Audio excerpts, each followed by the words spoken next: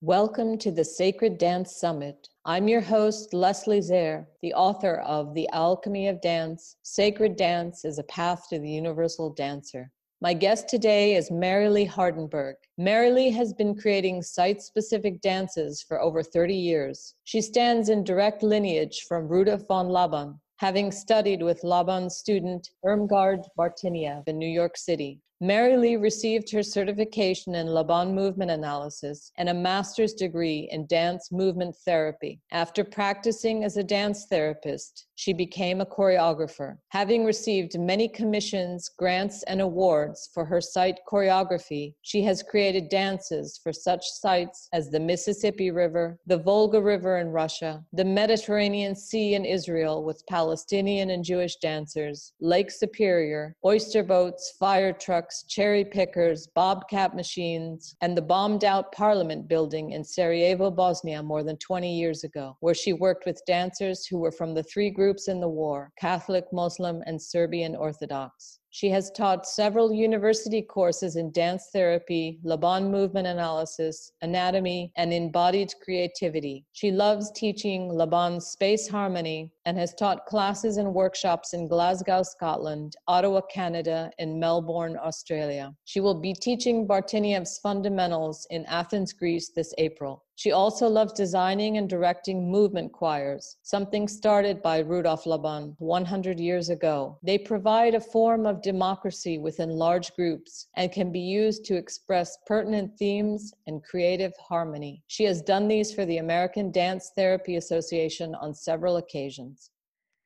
Welcome, Marylee. Thank you for joining me today. Marylee is coming to us from the United States, from Minnesota.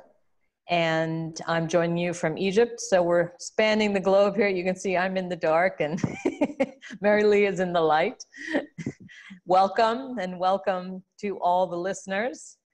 So Marylee, maybe we can start with you just telling us a little bit about how you first got interested in dance, what your journey was to find dance. Well, although I did take tap and jazz for 1 year when I was 5 or 6 years old, and then took a tiny bit of modern dance when I was 12, and then a little bit more in college. I didn't actually start my dance journey until after I had graduated from college. And I had a little epiphany about how dance would be so important to me. And then that's when I started studying modern dance. And I also started studying psychology at the time, thinking in case the big stage wouldn't take me, I could earn my money as a psychologist.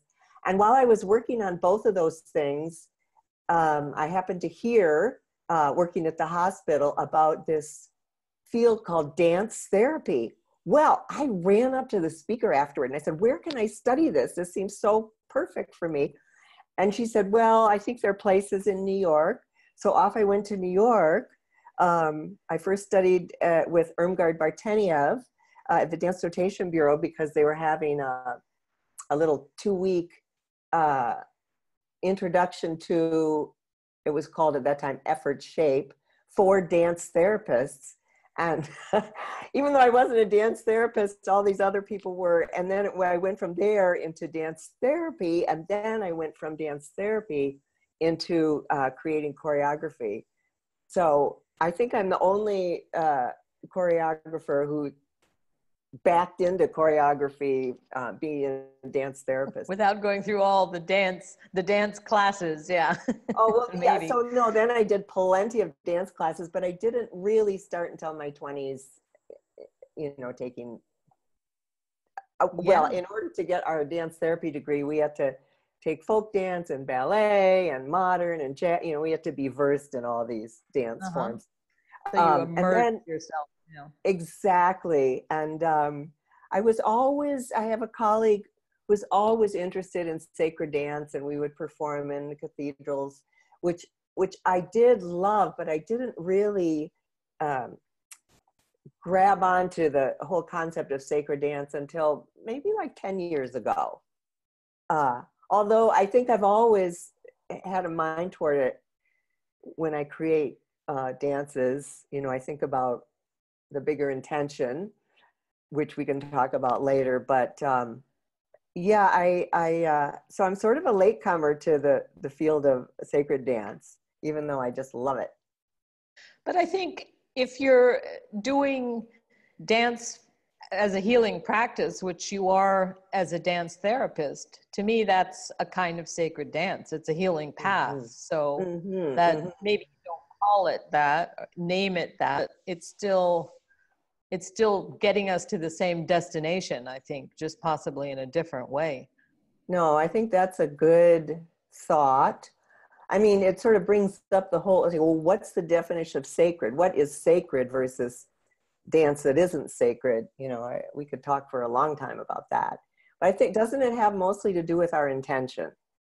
Yeah, I think so. And as I said, I think it's about the destination. Are we following a path that's taking us somewhere to evolve, you know, to a higher place, or maybe it's just for fun, which is fine. But yes, Mm-hmm. I think it has very much to do with our intention. Mm-hmm, mm-hmm. Right. So today you're going to talk to us about embodying space, which I think is interesting because most of the women are talking about sacred dance in the context of being embodied, but I think you're going to expand that for us a little bit and take us into the actual space around us. So let's get into it. How does this work? What are you talking about when you say your personal space or connecting to the space around you? How is that important to us? Okay. Well, first of all, in Laban Movement Analysis, we have a concept that we call the kinesphere. And so if we're looking at the kinesphere, we can see that it is the space surrounding us which I can reach. So, you know, the literal definition is if I keep one foot in place, how far away from my body can I reach? And the term comes from, you know, kine, which means moving, and then sphere. Because if we really reach out around us, it actually creates a sphere around us. So we learn about the kinesphere. So the concept that each of us has a bubble of space surrounding us. And don't forget about the space behind us, because, you know, we're maybe not we sacred dancers, but most people just think about the space in front of them that they can see. And as we walk around, we take this kinesphere with us.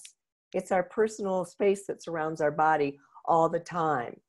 And then if we begin to map out the sphere around us, then we have more conscious awareness of this space. And we can practice mapping out these spaces. So there's 6 basic vocabulary words, I'm going to call them, of space. And out of these 6 basic archetypal spaces, we create all the movements. You know, they're just a combination of these 6 basic moves. So maybe we could just go through them one by one and sort of feel into them. Okay, so the first one is rising. So if you imagine and feel kinesthetically from deep within, each of your cells going upward, rising, going up toward the heavens, there is a certain personality or flavor or feeling that has in our bodies. And we can take our deepest sense of self and kind of reach toward or intend toward this motion of rising and going upward. And I don't like to say too much about what it means, because you will have your own flavor of that. And one thing my teacher, Irmgard Bartenieff, said was that she didn't like to use English words, you know, or what German word, whatever, because she just liked to use the symbol and the sense of what it feels like in your body. So for you to experience, okay, what is that? Every cell is rising, every cell, your whole body. What does that feel like? So to sort of, you know, like taste that. What is that? What is that sense?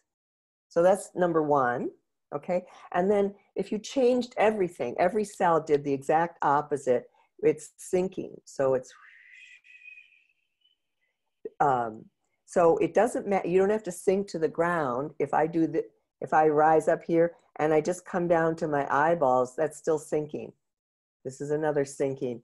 And it's a downward movement. So I know we have, you know, we have English idioms like sinking into the earth or sinking into gravity. But there's also laying a burden down that involves the sinking archetype, or you know, thrusting a spear downward fast to catch a fish.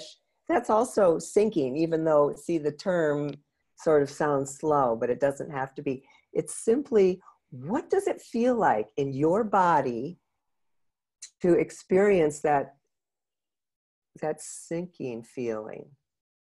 And as I said, it could be slow or fast, but it's a spatial direction that your body can move into. And I like that you said some people will be watching this from the train, you know, riding on a train. So we're just making it very small, but you don't even have to move your hands. You could really just feel on it way deep inside, that sinking. And then if we go back to number one, that rising and then sinking. These are very different feelings in the body, and they are two of the basic vocabulary words. So, and they're opposite of each other, and they represent the vertical dimension, the rising and sinking.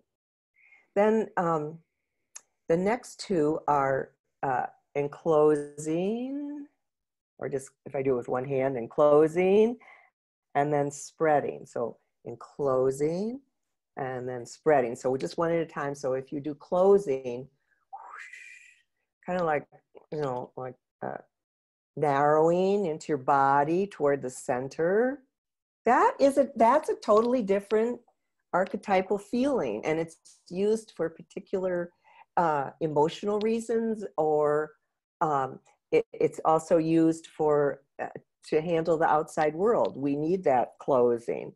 And then the spreading is the exact opposite along this horizontal dimension.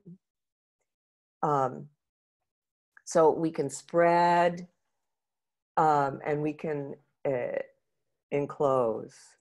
Or sometimes I just use opening and closing. And so those are the third and the fourth spatial dimension, spatial elements. And then 5 and 6 are called what we call the sagittal dimension. So the number 5 would be retreating. So if you take every cell in your body and you send it out toward the back of your head, your back of your body, just whoosh, sending it backward, every cell. Okay, what's the flavor of that? Because that has a very particular feeling. Yeah. And then if we change everything and advance, so all the cells are coming forward, advancing. So that's the 6th one. And I just love exploring those. And really, every time I do them, like today, the rising felt a certain way. Well, if I do it in an hour or I do it tomorrow, it might have a slightly different flavor. But to me, it's still the archetype, this archetype. And then there's this archetype, and then this, and then this, and then this one, and then this one. So, and I think that's what's really interesting in a dance practice, is to do those things over and over again, like different times of the day or whatever, and just notice within yourself how different that can be. How, you know, rising seems very simple or whatever, but no, tomorrow it's going to take on, as you said, a completely different flavor than it took on today. Mm-hmm. Right. And then this to me is the, so sometimes when I work with clients, I teach them these and have them really send strongly send every cell, let's say if we just stick with rising, into rising, and really intend to go high and rise with it. So people who are sort of like this, you know, it's like, no, really put your willpower into go rising. And so like when I look for dancers for performances, I want people with clear spatial intention, right? So if they're really rising as opposed to, you know what I mean? There's, you can see in dancers who are really filling out that space and filling out the intention. And I've worked with clients to increase their intention in life by just having them go along these 6 dimensions, practicing spatial intention to sort of build up or engender that internal sense of having an intention. And then in your choreography, do you specifically use these different intentions or these different spatial relations? I mean, do you consciously use them to bring across a certain message, or how do you use, because you're a choreographer as well, so how can that be used? Yeah, I do use these to teach dancers these 6 vocab words, and then I ask them to come up with their own movements, using these as sort of the armature or the scaffolding. And I, over the years, when I was first choreographing, I had everything written out, all notated, do this, do this, do this. Now, you know, decades later, I just work with what I've got. You know, I work with the dancers, and we, unless we just have like a few tiny bit of rehearsals, I'll work with their movements and put those together in a way. So, and then, I mean, so there are these 6 basic moves, but then there are, so if you combine 2, like let's say we're advancing and then we're rising, so we're rising and advancing, then that's a whole other archetype. And there are 12 of those, you know, 12 of those combinations. I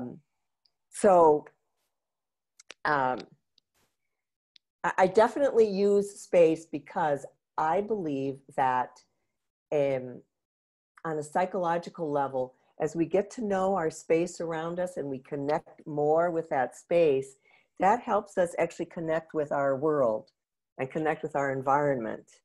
And so if I'm working with people that don't have the ability innately to connect well with other people, that we use space and attending to the space to actually practice connecting. And so so let's talk about that, moving for sort of from our own personal space or our own sphere, then moving more into the environment, and how do we do that, and how do we begin to connect in a bigger way? Yeah. So I think once we've mapped out our kinesphere,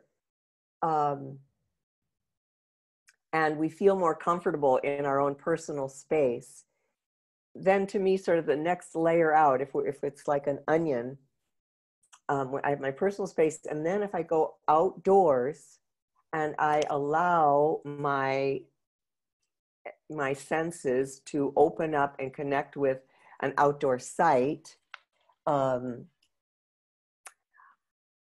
to me, that's the next layer out. And I believe that if we create dances where it's the dancer that is visually connecting the audience's eyes and hearts to the site, it's like the dancer becomes the lens. It's like, oh, look at this site. Here's rhythm, here's color. So there's music and there's movement and color, and the audience is standing for a bowl of time and looking at a site that they might just walk by and not notice. So it brings attention to a specific site. So sometimes I like to choreograph for sort of forgotten sites and have the audience come and look at that. Or sometimes there are well-known sites, like here in Minneapolis, there's the river, and there are these objects in the river that I put dancers on. But it's an opportunity for the people of Minneapolis and St. Paul to come stand. How often do you just stand and look at the river for 25 minutes? And I think there's a big power also in performance. Like the performance itself is like a Noah's Ark, and everybody gets into the ark, the audience, the dancers, and you leave one shore, and then you afterward you get off, you're in a different place. So I've had people say, even 25 years afterward, every time I drive over that bridge, or every time I pass that lake, I remember your dance and how beautiful the dancers looked. We talk about the new thing now in environmental education is using all your senses to connect to the environment. Like your visual, okay, we got that. The auditory with the music, the kinesthetic. Oftentimes I have the audience move a little bit. Anyway, there are all these ways. So it's the multimodal learning. So as people watch, never mind the dancers, which I can talk about in a minute, how important it is for them. But so the performance is really a powerful vessel, very powerful, I believe. And I just feel we as a species want to connect more and more to our land, our water, our environments in a heart way, connecting our hearts. So talk about, you've done a lot of site-specific performances. Talk about some of them a little bit, maybe what came out of it, just a bit about those experiences. The very first outdoor dance I did was on the Mississippi River on these round yellow, they're called mooring cells, and they're part of the navigational system for the barges on the river. And okay, I'm just going to tell one of my favorite stories. So it took me first of all, I was walking over a bridge and I saw these 9 mooring cells, and I thought, oh my gosh, what if each one was a stage for a dancer? So then it took me a long time to figure out who owned them. It was the Army Corps of Engineers. So I called them up, and this guy answered the phone. Army Corps of Engineers. I said, oh, could I speak to someone with an open mind, please? I didn't plan it. It just popped out of my mouth. And they said, oh, you must mean Roger. So I took Roger out to lunch, and at a Japanese restaurant overlooking these mooring cells. And I said, so see those out there, the window? By the way, have you ever had hot sake? No. I said, well, I'm going to buy you some hot sake. No. So anyway, so I said, I would like to put a dancer on each one of those cells. And he said, okay, well, write something up and I'll kick it upstairs and we'll see. So it was a good year later, this voice on the phone goes, hey, Mary Lee, they said yes. I was like, who is this? It took so long. So anyway, so that's how I got these dancers on these mooring cells, and working with Army Corps of Engineers was fantastic. But so that was my first foray into doing this outdoor dance. And so the costumes were made especially for the round mooring cells, and the music was written especially for that. And there were like maybe 2,000 or 3,000 people that came and watched this on the bridge. And I had it on the summer solstice. Because, this is sort of a sidebar, but the time specific piece is really interesting to me. I feel like our society, at least here, it's like, oh, there's a rhythm, you know, solstice, equinox, solstice. It's a slow rhythm, but it's steady, and it's something we can tune into. And I feel like a lot of people, so this was like, what, 30 some years ago, barely knew what the solstice was. I feel like it's getting to be more known now, which is great. Or another thing is I would put a dance on a full moon. My favorite comment was, so I had planned this out for a year. You know, I had the audience standing right in a certain place that happened to be clear, and the full moon rose. And someone said, "Oh my gosh, you were so lucky that the full moon rose the dancers." And I said, "Yes, I was, wasn't I?" So, it didn't decide to not rise this month. Yeah. So let's see. So what did you did another one also on the autumnal equinox, I think. I did, yes. Yeah. Yes, I did. And so it was both full moon and autumnal equinox, which happens, what, every 29 and a half years or something. It doesn't happen that often, but, and I did it with these machines called cherry pickers. So I had 5 men operating these cherry pickers, and then each of the buckets had a dancer. And they held, you know, for one part, they held these round,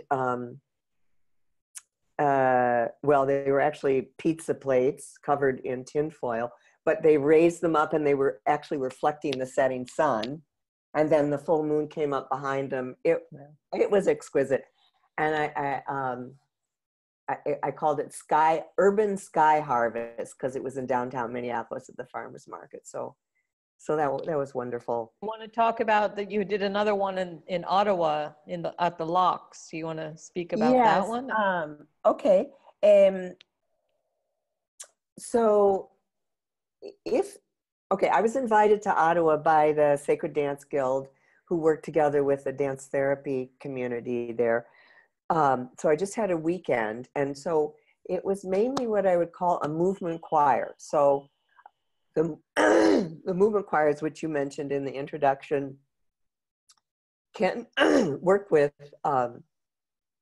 maybe really large. Can I stop you for a minute? Maybe you should explain what a movement choir is. Let's just give us a brief explanation of what that is. Yeah. So a movement choir is it's sort of like a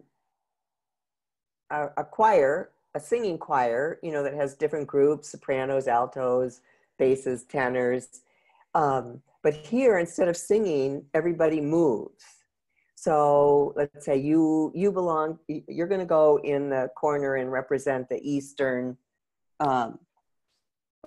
or, you know, you can make up whatever. One group might be water, and another group air, and another group fire, and another group earth. But you create these groups, and then they interact with each other. So each has their own personality of moving, which you ask them to come up with, and then spatially you revolve around each other, and then combine, and then settle together, for instance. So you can work with hundreds of people, or, you know, as small as like 6 or 8 people. But Laban originally started it because there were these guilds in the teens and 20s in Germany, that everybody was moving at that time. They did, the question was not, are you taking gymnasium? It's like, where are you taking? So everybody was very, experimenting with movement. And Laban said, everybody is a dancer. There may be a high mover or a middle mover or a low mover, but everybody is a dancer. He was very enthusiastic about lay people dancing. So anyway, he would organize these big groups. Maybe 300 people would be in one group, and they'd come out of this opening in a stadium, and then another group would come out of the west gate, and they'd circle around each other. So I like to use them to, if there's certain themes going on with the group that you want to address through movement. Movement choirs are good. But so back to Ottawa. So the workshop started Friday evening. We had classes and movement Saturday morning, Saturday afternoon, and then we met Sunday afternoon at this outdoor place that I had chosen together with some people from Ottawa. But none of the other participants had been there yet, but I had been several times to study the space and what would work, what group could be where and how they would begin and how they would end. And so they came and we practiced the movements right on the space, and then we did our performance.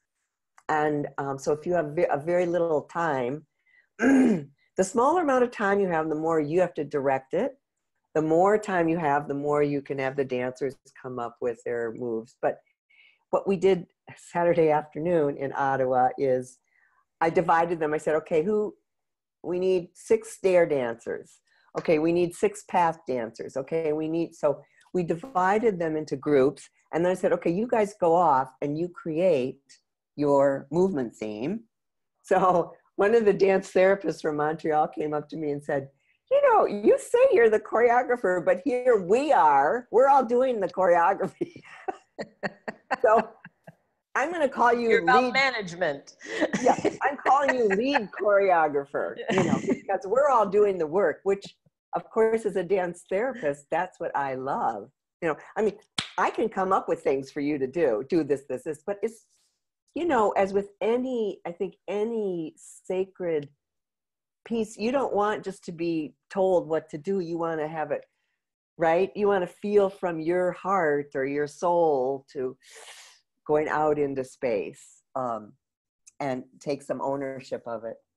So anyway, I love this photo from the Ottawa Locks where we had our dancers, and you can see, so this was sort of the glory shot, I call it, because it's right in the center.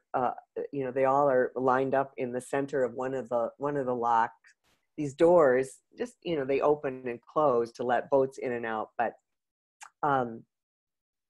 there they are lined up, and you can see with their arms, they're doing a rising and opening, movement, which it's one of the 12 combos. And to me, that rising and opening is such a heartfelt, to me, it's a very sacred, well, all of them are sacred, but there's a certain feeling to that. And standing next to other people who are also rising and widening, together up toward whatever, the heavens. So anyway, I love that shot. And I had asked the photographer, I said, this only happens a short time. Would you be sure you're standing in the middle of the lock down one so you can get it from the center, not from the side, because it's a different viewpoint. Yes. Yeah. So I wanted to also, can I mention another Sure. performance I did that you'd mentioned? So on the Mediterranean, I went to this town called Acre, and the Hebrew name for it is Akko, and the Arabic name for it is Akka. And so I just call it the way the French call it Acre, just avoids problems right there. So Anyway, so I went there with another dance therapist, Jenny Moore, and we studied, you know, we went to different sites in Israel and found this one, the beach. And so we would go every day to the beach. What is it behind? It looks like a fortress or something. Yeah, so yes, so it's that isn't used, the fortress isn't used anymore except by fishermen.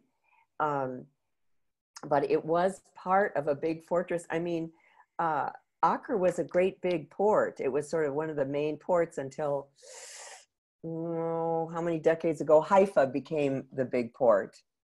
So I mean, Jesus came, and I mean, a lot of people came because it was such a natural port, from the coming in from the you know, the toward the Palestine Israel lands. It was a good landing spot. But yeah, so that's it's this beautiful round wall, and so if I have time, I like to go every day to the site. And I feel a little bit like Jacob wrestling with the angel, in that I say to the site, okay, I'm going to come every day at different times of the day and different weather. And I'm just going to ask you to give me your, you know, like, what do you want me to see? What do you want the dancers to portray? What secrets do you want me to show the audience? You know, what lines of sight? So we would go every day, and then sort of slowly the overall arc of the dance emerges. Like, oh yeah, we're going to have a section with boats, and we're going to have dancers with boats out in the water, and then we're going to have a section that's represents the fishermen on the wall, and then we're going to have a section that uses kids, and etc. So I really feel like I try to get to know that site just like a person. And then the site actually becomes my boss, like, do this. and then the audience becomes my client, meaning I want to take care of the audience. Like, the first thing is, where's the audience going to stand? I don't want, personally, this is me, I don't like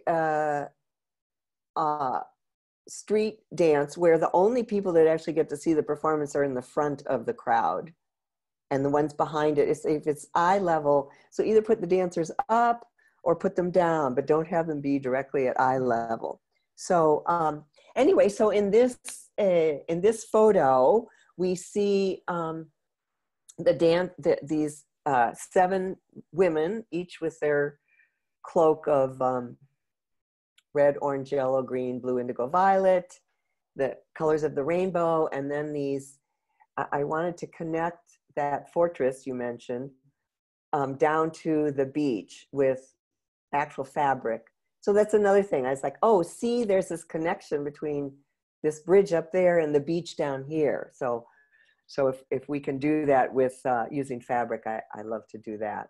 It's a bit of a, you know, can be a bit of a hairdo to have that all happen, but it can happen at a certain point in the performance. So that's. And how do you choose the sites? I mean, like, what made you go to this place? Had someone told you about it, or how did you, or was there a reason that you wanted to do it there, or? Yeah, so thanks for asking. So we had interviewed, before we went, we had interviewed many people, some Palestinians, some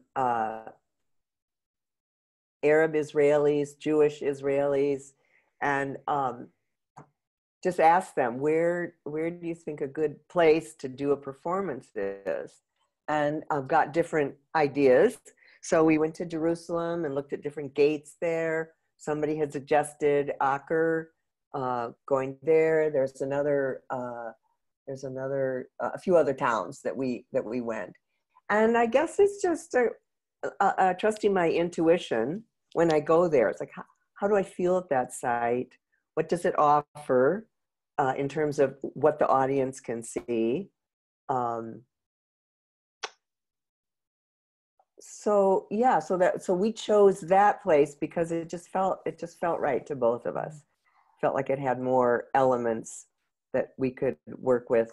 And then of course, it was great because we found some composers from Aker who wrote the music, you know, for the dance. So yeah, that's how we chose that one.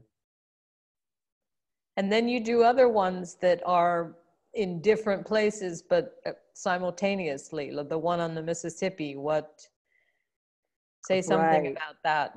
What's the importance of time in this aspect of everyone doing it at the same time, but actually being in different places? Right. Well, that's exactly it. I don't have exactly the words, but there's something absolutely thrilling to me about things happening at exactly the same time and over distance. And I think that if you do it at the exact same moment, something happens. There's some kind of connection that happens, even though you can't Critical see each mass. Yeah. Yeah. Yeah. Yeah. What is that actually? But anyway, it's sort of bound together by time. And then, and then if you can do unison, so in dance therapy, we talk about something called synchrony, which is not synchronicity and it's not synchronization.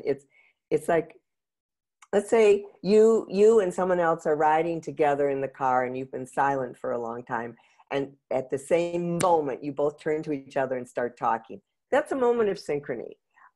Or if you're dancing with somebody and you just feel this connection with them. It just doesn't last for hours. It's just a moment. You know, it's like, oh, there's a sense of connection. So that's what we look for in dance therapy, are those moments of synchrony where in a group you feel, oh, like I belong. You know, I'm part of this group. And I still don't think, even with our brain studies, we've explained it all, how exactly it works. I just can tell you it works. It's great. So, yeah, so there's something about time and timing that is a power. I think there's a power in the timing. So, I had another epiphany that it would be so amazing to have this whole Mississippi River, like, oh, what if there were dances on all the bridges at the same moment? I thought that would be really powerful. And then a friend said, Mary Lee, you know, let's get a grip here. Maybe. So I ended up doing it at 7 places, and not every place had a bridge, which it didn't matter. Dancers were beside the river. But what happened is with the help of the local radio stations in all 7 places, they played the music at exactly the same time. Wow. Yeah. And of course, the resulting dance that we did, it's like, did you ever play telephone when you were a kid? Right. Yes. So it starts off like in a certain sentence, and then by the time the final person is, it doesn't sound anything like. So there was a little bit of that going on that see, at that time, so that was 12 years ago, our internet wasn't the same as it is today. And so we actually, all the choreographers met twice. We had this summit, speaking of summit, and we created movements, and then everybody took the agreed upon choreography home, which I actually recorded. But you know, it sort of changes. In Louisiana, it was a little different than it was in you know, Memphis. But to me, the thrilling thing was, so we had these 7, so here you can see on the map, we had 7 cities along the Mississippi, starting at the headwater and then going through my city, Minneapolis. You know, it included New Orleans and St. Louis and Memphis, and then a town south of New Orleans. For fairly big audiences. And there was just a real sense of connection. that happened. So again, part of it was the time that we were the exact same time. And then part of it was the color and the rhythm and the connecting that happens with dance. So just to say, so there was, I set up this template where the first two sections were local, site specific. So people in Memphis played the music of Elvis Presley and other people, and they created that choreographer in Memphis created her own choreography. And then exactly at 7:01, the radio, I said, look, whether they finish with their music or not, you start our national, our river-wide music. So at 7:01, they all started the music that we were all dancing to. So that was section 3. And then section 4 was asking the audience to join in, to do a very simple movement. So that is using the sight work, but at the same moment, and it connects things. I don't know how, but it just does. And this was interesting because the Mississippi runs north and south, so you're actually all in the same time zone while you're doing it. Exactly. Unlike something if you do worldwide. Yes. Like the global water dances. Exactly, which you've been part of. Yes. You've been a wonderful part of bringing Egypt into our purview. Yeah, so that very first year, we asked people to do it at 5 o'clock, their time. We didn't ask anybody. What was the first year? What year was it? It was 2011. So yeah. That's when we met. Okay. Yeah, I didn't realize that. Yes. Yeah. Marylee and I met at the Sacred Dance Conference, and she told me about the global water dances and didn't I want to be a part of it? And I said, yes. Yes, I do. Yes. And the rest is history. And the rest is history. But so just live and learn. So we asked everybody to do it 5 o'clock, their local time. So there would be a rolling starting in the Pacific Rim and just rolling through 5 o'clock, which was great, except for people in South America who said, it was getting a little dark and a little cold at 5 p.m. because it's winter, and the same in Australia. We had the opposite problem because for us it was June, it was summer, so 5 o'clock in the afternoon was so hot that we could hardly stand right on the ground that we were on. Yeah. Right. Weren't you at like the Swiss consulate or? Yeah, it was Swiss Club. Yeah. Swiss Club there. It was wonderful. Yeah, you did a beautiful. We should show, if we have time, you can show a little clip of your movements there. But yeah, so then we learned. It's like, because there's a whole steering committee for the global water dances. Like, let's just have them do it sometime on that same day. So some people do it at 2. Some people actually did it at 10 a.m. It didn't matter. So that's more of a same day piece, but we used the same template that I had created for One River, Mississippi, where we had 4 sections. The first one was an honoring of water. Some way it could be a prayer. It could be asking a shaman to there are many ways to do that first honoring. And then the second was your site-specific dance that you wanted to do using your music. And then the section 3 was using the national, international, global, I got the word, global, use the global music. And then the 4th section was asking the audience to join in. So. And I have to say, as a participant, yeah, like doing that global piece, yeah, I thought that was really, I definitely felt something. Like I really felt a part of something. I don't know exactly how to explain it, but then when you make the video, which we're going to show a piece of, and you see all the pieces fitting together, you know, how other people in other countries are, how it could be edited together because everyone is doing the same thing. And it really, yeah, there's definitely, you could feel some kind of connection. I didn't imagine it would be quite that potent. I was excited to be part of it, but yes, definitely, there is something that you, when you're all doing and that first year we were doing it all at the same time, most probably about the same time. So there really was some kind of a connection. Yes, I think it makes a huge impact. And I mean, I invite, you know, the listeners to, if they can find words to help describe what is that thing that happens when it's exactly at the same moment. It's magical and mystical. So I love that. Yeah.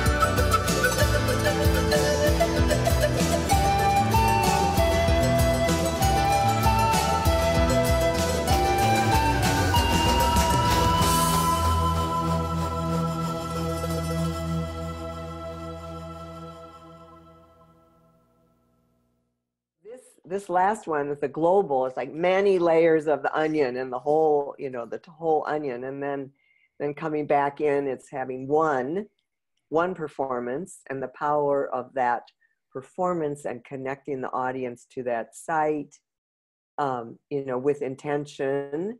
And then coming back to our personal space and having that intention to move from myself, connecting to space. My teacher, Irmgard Bartenieff, especially for dance therapy, used to say, you know, it's one thing to have these emotions going on, but then to take them out into space. So you're literally, whatever that emotion is, you let us see it. You express it into space. And so, you know, I think of the word in English we use about expressing emotions. I think about this espresso, you know, like you actually pushing the emotion through into the outside world, into your personal space or into the environment. That she believes has the power to heal and change the behavior in a way that when you keep it inside, it doesn't. So she was a great believer in getting things out into space. And, you know, and the word emotion, right, literally means move outward. So I don't know, I just can't say enough good things about space. And then I suppose I can say the equal about timing. So we have embodied space, you know, taking our bodies, using our beautiful instruments to connect to space. But then we also have embodied timing, like, okay, we're going to do this at the same time, and then something happens to connect us, even though we're far apart. So, yeah, and it really does. As I said, it was profound, and then when you talk about it, I can feel it again, like what that connection was. But yes, to articulate it is not is not very easy. So maybe we should talk about the global water dances, because there will be an event this year. So maybe you want to talk about that just a little bit and tell people if they want to get involved. Yeah, excellent. So this coming June, 2019 is actually our fifth year that we're doing it, because it's a biennial every other year.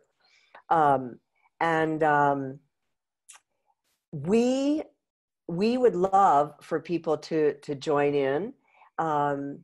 There's a online registration that people can go to, and we just we have some preferential requirements, like if you can videotape your dance or film it. And it can just be, nowadays it's so easy. You just need your little cell phone, Yeah. just to capture it. It doesn't have to be a big production.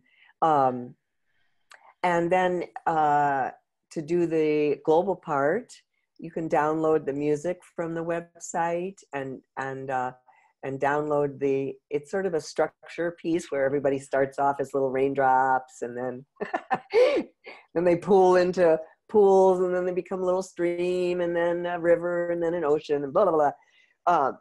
It's very fun, but I'm inviting all of you out there to sign up and participate with us this June, because the more the merrier. Last year, we actually had 108 sites